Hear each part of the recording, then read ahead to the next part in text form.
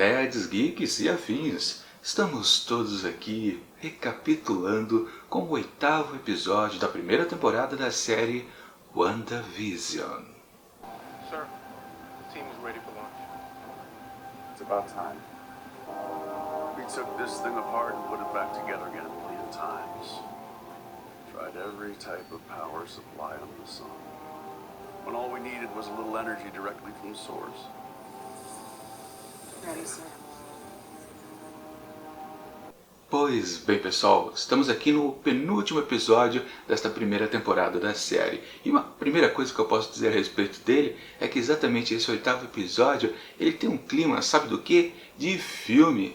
Dos filmes lá no cinema do universo Marvel. Pois é, ele perde um pouco este episódio, aquele ritmo moroso que tinha lá no começo da série. Sim, a série se apresenta com uma bela de uma ousadia no seu formato narrativo, mas aqui ele tem um jeitão sim de filme, inclusive com características muito comuns em filmes, que é aquele momento da explicação. Vamos colocar aqui no quadro negro, explicar, vamos parar o filme, né? Todo mundo vai sentar os personagens em seus devidos lugares e o professor vai ensinar o que está acontecendo para os alunos aqui dentro da trama da história. É exatamente isso que acontece por aqui. Aliás, algo bastante necessário, porque vamos combinar, sempre a série ela está se baseando muito no que temos do exterior do próprio universo aqui da série, que aliás está começando agora, justamente com WandaVision no Disney Plus. Antes nós não tínhamos oficialmente, podemos dizer, séries dos personagens da Marvel na televisão. Pois bem, claro, tínhamos aquelas séries antigas da Netflix, mas a gente pode descartar um pouquinho. Oficialmente, o ponto de partida é assim com WandaVision. E aqui, então a gente sempre só tinha base no que havia no cinema ou então nos quadrinhos. Mas a trama, essencialmente de WandaVision, ela estava toda focada, basicamente, numa necessidade de fazer com que os espectadores eles criassem algumas teorias. Não que seja exatamente isso, mas todo mundo que assiste essa série precisa meio que tentar descobrir, peraí, quem é o vilão, qual o motivo da Wanda estar querendo reviver o Visão e por aí vai. Mas, necessariamente, os episódios não apresentaram algumas soluções ou algumas motivações, principalmente, talvez, motivações. E é exatamente onde encaixa esse 8º episódio em relação, por exemplo, ao Wanda e também depois, claro, para Agatha. Mas daqui a pouco eu chego nesse ponto. De princípio, o episódio, já falando sobre ele exatamente, ele acontece exatamente onde o 7º parou, ou seja, lá naquele encontro, finalmente, das duas bruxas, ou das duas poderosas aqui da série, Wanda e Agatha. Agatha se apresentando como uma bruxa, pois é, e aqui com uma grande confirmação, porque nós tivemos também a história de origem da Agatha Harkness. Pois é, aquela cena muito interessante que abre, né, primeiro como uma bela de uma questão de julgamento, né? Sim, temos ali uma questão onde a gente pensa, puxa, ela foi considerada uma bruxa. Não, mas aí depois a gente descobre que eles não são pessoas normais, comuns. É uma convenção de bruxas. E sim, ela sim se declara uma bruxa para aquela bruxa mais poderosa, que depois a gente descobre que é mamãe.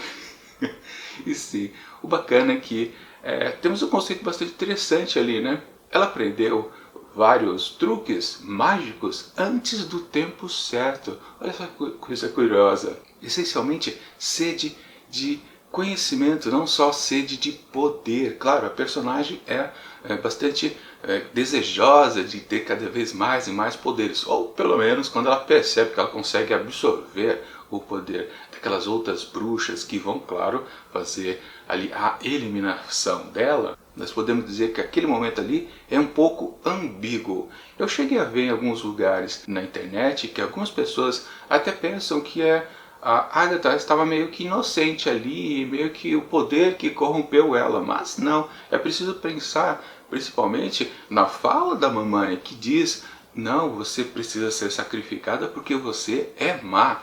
A mãe já tinha essa noção, não é por causa daqueles poderes que ela acabou absorvendo de todas as outras bruxas que ela passou a ser uma entidade poderosa e que não sabia que podia ser má, por exemplo. Não, o gênio ali da maldade já existia em Agatha com certeza. A mamãe só teve que fazer exatamente o ato, digamos, heróico, né, de tirar esta pessoa ali do convívio do mundo. Vamos combinar, no caso ali aquelas bruxas são bruxas do bem, talvez a princípio, mas com certeza, claro, porque ela quebrou aquela escala de evolução, ela passou por cima das regras. Depois ela até fala, comenta, Agatha, eu não passei por cima das regras, as regras que se submeteram a mim. Isso é uma fala completamente de pessoa que quer ser, sim, o centro da atenção e quer ser a pessoa, claro, mais poderosa do pedaço. E que, claro, combina com o que ela fala depois, mais para frente, quando, num certo momento, ela descobriu que existia uma manifestação super poderosa de magia ali naquela pequena cidade. E ela ficou curiosa, vou lá dar uma olhada. Onde literalmente, e o que a gente viu no episódio anterior, ela desce lá para a cidade já totalmente vestida com os trajes dos anos 50 e por aí vai. Sim, o motivo que ela quer descobrir é como que Wanda tem tanto poder assim, porque ela, como uma grande de uma bruxa, capaz de absorver os poderes de 8 bruxas, né? Acho que foram, né? 7 bruxas e mais a mãe, por aí. Ela é uma bruxa super poderosa, mas ela falou, é preciso muito treino para fazer alguns truques mágicos, não é uma coisa só de você ter o truque, saber como é que é e você já faz. Não, precisa de concentração, de muito esforço, de muito, de novo, aprendizado. Mas a Wanda, ela se torna uma pessoa, uma entidade, não vamos chamar de bruxa ainda, que tem a capacidade de gerar um grande poder praticamente sem se concentrar nisso. E isso fica evidente porque primeiro que nós já vimos, e também Agatha explica completamente, então, para os espectadores que ainda não estavam entendendo muito bem o que estava acontecendo na série, que sim, o poder, aquela transformação que ela faz em cima da cidade, é sim também inconsciente. Uma coisa que eu sempre falava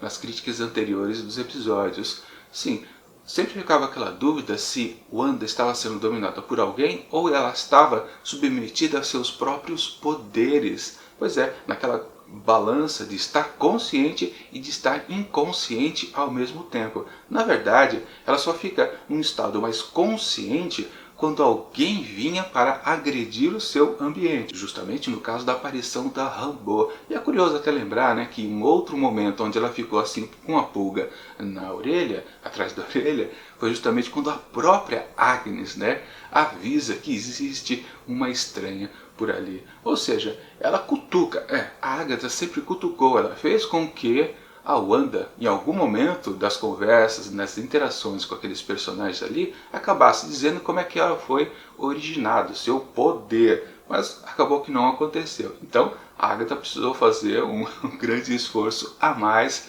para aí sim ir lá no fundo das memórias da Wanda. O que gerou bons momentos aqui para esse episódio também, passando por 3 muito importante, que foi exatamente a morte dos pais, primeira manifestação dos seus poderes, aquele segundo momento onde tivemos o aumento dos seus poderes quando ela tocou lá na joia do infinito, que é a joia da mente, que ficava lá naquele cetro dado por Thanos ao Loki, que aparentemente é azul no começo, mas depois quando você quebra você vê que a joia lá de fato lá dentro é a laranja. Depois, no terceiro momento, vemos aquela conversa com o Visão, se bem que esse não é tão importante, é mais, claro, da união dos dois personagens, mas com uma questão também bastante interessante, que daqui a pouco eu comento. E o quarto, que aí sim seria o terceiro, né, contei errado, mas exatamente quando ela vai lá roubar o corpo do Visão. Só que aí descobrimos que ela não roubou o Senzoid. Pois é, coisa bastante curiosa. Aí a gente descobre então que o chefão lá da espada mentiu para Rambeau e toda a sua equipe. Olha só. Então ele está se tornando de novo um vilão também interessante, mais uma vez. Mas é coisa curiosa isso, né? Bom, enfim, deixa eu falar então daquela questão da conversa entre Wanda e Visão. Que necessariamente, vamos combinar, né? Se não tivesse essa cena, o Visão quase não apareceria nesse episódio. Aliás, ele não apareceria, porque ele só estaria presente na cena pós-crédito. Mas também a gente vai chegar nela daqui a pouco. Sim, a conversa entre os dois. De novo, a temática da perda, que é muito importante para essa série, já que foi muito importante naquele episódio justamente do crescimento dos gêmeos. Perda era uma constante ali naquele episódio. A série em si é sobre a perda, sobre como você consegue lidar com as perdas de entes queridos. que aliás é a definição da própria Wanda, já que literalmente, né, ela perdeu os pais, perdeu o irmão e perdeu também o Visão. Não tem como não ficar doidinha da Silva como ela é nos quadrinhos.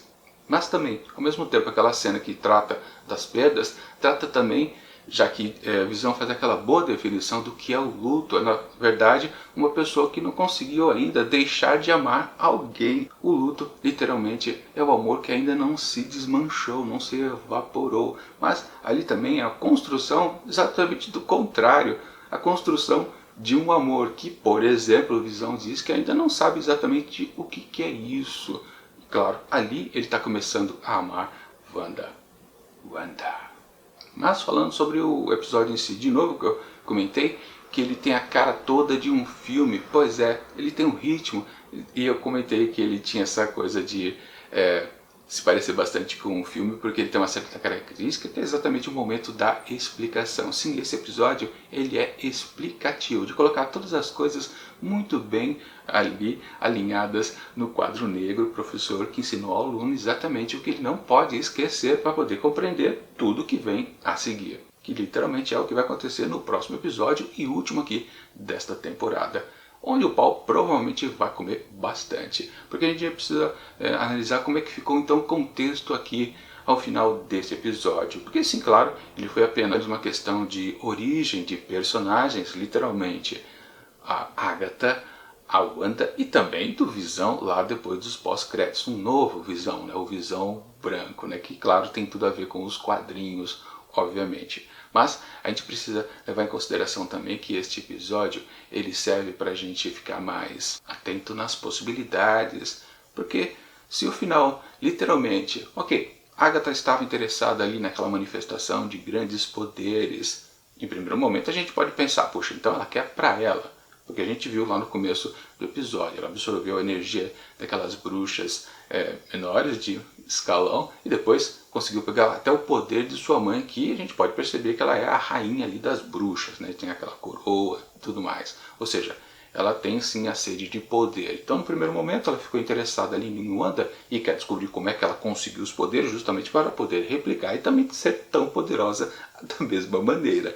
Só que, no final das contas, no último instante do episódio, naquela cena onde ela está meio que torturando um pouco os gêmeos, ela declara para Wanda, né, você é uma manifestação de um mito, você ocorreu espontaneamente, você é a magia do caos e você é perigosa. Olha só, a bruxa má diz que ela é perigosa. E aí a gente pode pensar, peraí, nesse instante a Agatha está querendo pegar esse poder de uma feiticeira escarlate? Ou ela está pensando, peraí, esta mulher aí é maior do que eu e eu não consigo pegar o poder dela, não consigo absorver como eu fiz com as outras bruxas. Essa aí é casca grossa, eu tenho que sim derrotá-la. Ok, aí você pode pensar, temos embate então das duas, mas por outro lado, quando a gente vê a cena pós-crédito, descobrimos que o Visão foi ressuscitado. Naquelas, né? Realmente, Wanda não roubou o corpo dele e o tempo todo a espada estava querendo ressuscitá-lo, só que faltava literalmente energia, a energia de start, né? Que nem o raio que liga o Frankenstein. Aliás, o conceito do Visão é um próprio Frankenstein lá nas histórias em quadrinhos.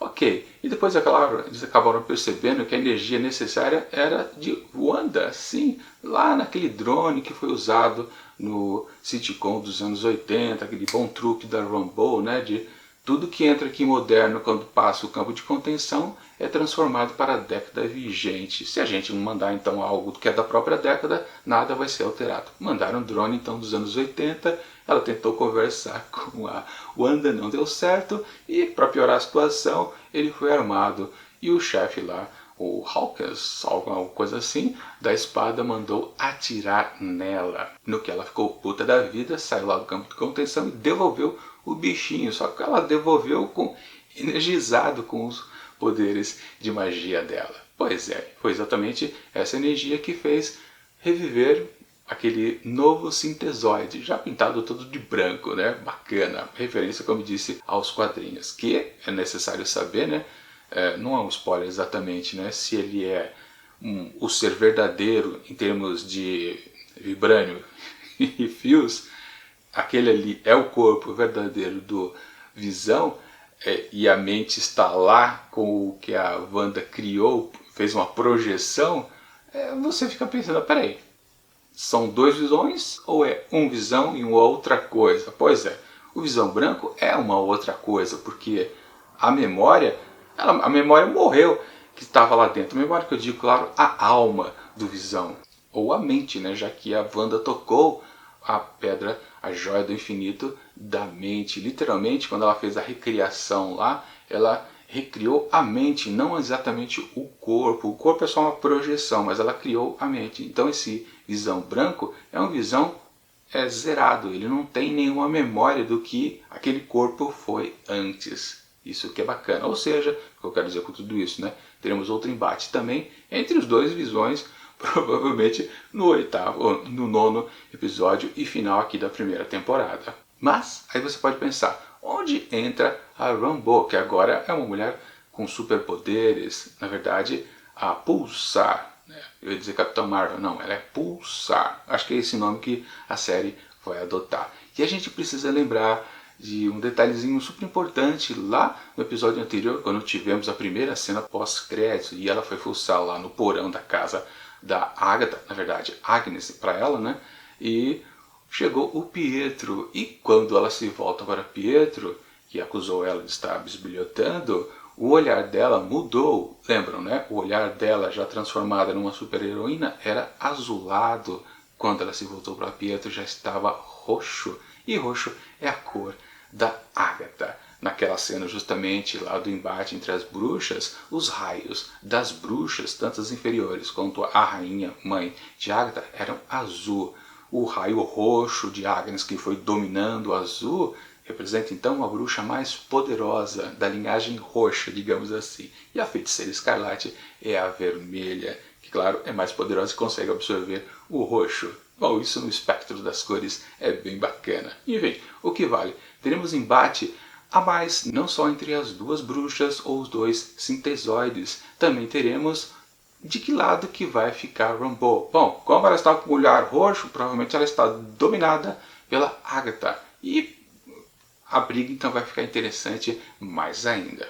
Ou seja, não dá para saber exatamente como essa série vai terminar com a sua primeira temporada. E claro, qual é o gancho que dará para uma segunda e principalmente qual é o gancho que dará para todo o universo Marvel, que agora está unido com o cinema e também com a TV. Sim, claro, a gente precisa falar aqui a respeito de uma teoria que existe lá fora, mas essa é boa de colocar aqui dentro, porque tem tudo a ver com a bagunça que ficou a condição de Wanda e Pietro naquele problema que eram os direitos autorais que foram divididos da Marvel para vários estúdios. A Marvel em si, como estúdio, ela não poderia usar o termo mutante, porque estava na mão da Fox, que fazia os filmes dos X-Men.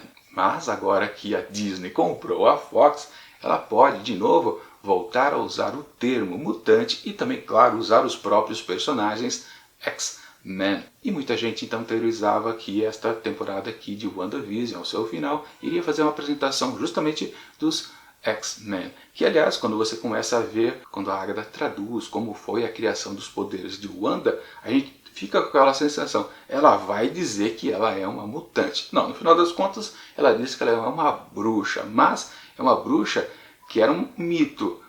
E talvez esse mito, na verdade, fosse o conceito de mutantes. Isso que é interessante, talvez a gente descobrir no próximo episódio, com certeza. Sim, vai estar relacionado a provavelmente isso. Ou então vai ser o contrário do que aconteceu numa história dos quadrinhos. De novo eu estou usando os elementos lá exteriores porque agora passa a ser interessante para a solução aqui da primeira temporada. Sim, uma certa história dos quadrinhos, a Wanda eliminou quase todos os mutantes da face da Terra por X motivos que tem a ver aqui com essas histórias que estão acontecendo aqui na série.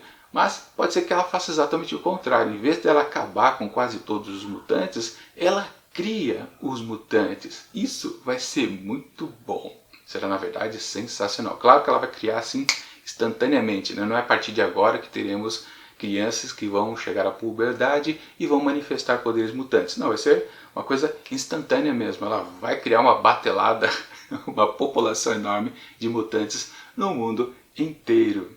Isso vai ser muito bom, com certeza. Claro, através de um outro universo que ela vai juntar a este daqui. Agora, uma última coisa importante a se dizer a respeito dos sentimentos profundos de Wanda, de toda essa transformação que ela fez ali em Westview. Lembrando de novo, claro, a motivação primeira foi que tivemos aquela carta escritura que o próprio Visão deixou para ela. A gente não sabe como ela encontrou, mas isso não tem importância. O que vale é que sim, temos lá o comprometimento do Sintesoide, que sim, ele entendeu o que é o sentimento do amor e quer viver com ela para sempre. E está lá escrito, né? A assinatura dele, a dedicatória dele, daquela escritura para ela, né? É aqui que envelheceremos juntos. Pois é, e a partir daí que ela tem todo o sentimento, não só do Visão, isso é importante dizer. Talvez, claro, o que ela mais amou, a gente pode considerar que sim ou não dá para pesar direito o quanto pode ser mais forte do que o amor pelo irmão ou pelos pais, mas sim, o que vale é o conjunto das coisas. É que sim, ela teve aquela manifestação super poderosa quando ela perdeu Pietro lá em Vingadores, a Era de Ultron. Mas aqui foi muito mais forte, porque aí está um pacote completo de 4 perdas em cima da cabeça da mocinha. Então, literalmente, ela criou todo aquele pequeno universo ali imaginário. E que, claro, o motivo de tudo isso acontecer também foi um detalhe que eu acabei esquecendo, confesso para vocês, fugiu da memória. A Wanda, ela foi blipada também lá no estalo do Thanos. Sim, ela deixou de existir. E depois, quando os heróis resolveram toda a parada e ela voltou a fazer parte do universo, literalmente ela acordou lá em Wakanda, no mesmo lugar onde ela tinha desaparecido, e viu, cadê todo mundo? Claro, ela foi procurar e deu ali na porta da espada, com a intenção literal de enterrar o corpo do seu amado. Onde teve aquele comentário super interessante do chefão da espada, né? Pô, você tá querendo enterrar 3 bilhões de dólares em vibrânio no chão? Pô, não dá, né, filha? Esse negócio nem é seu. Mas o que vale é que, sim, a perda dela começou a crescer, claro, depois lá do funeral de Tony Stark, naquela cena que eu sempre comentei para vocês, que ambos, ela, Wanda e o Gavião Arqueiro, tinham a perda sob controle. Ela perdeu a Visão e ele perdeu a Viúva Negra. Nenhum dos dois estava abatidos emocionalmente, mas claro que ela tinha mais intensidade por causa das perdas acumuladas. E claro, obviamente, aquela carta e escritura do Visão foi um catalisador de todas essas sensações, o que fez, claro, ela se tornar, por si só, a Feiticeira Escarlate. Enfim, acho que eu já falei demais. Esse episódio aqui foi muito bom, um episódio com cara de cinema, até com os probleminhas de filmes. Exatamente aquele momento onde para a narrativa para termos a história explicada para nós, que não entendemos direito, porque estava tudo confuso. Enfim, um episódio sensacional que, claro, é fácil dizer que para o 8º aqui de WandaVision, em sua primeira temporada, merece, claro, 5 asteriscos. E vamos ver então como essa série vai terminar semana que vem, já nos preparando para a próxima série da Marvel, que será curtinha, apenas 5 episódios, que será Falcão e o Soldado Invernal. Essa sim com bastante ação, muito mais semelhante, provavelmente, aos filmes no cinema. É isso.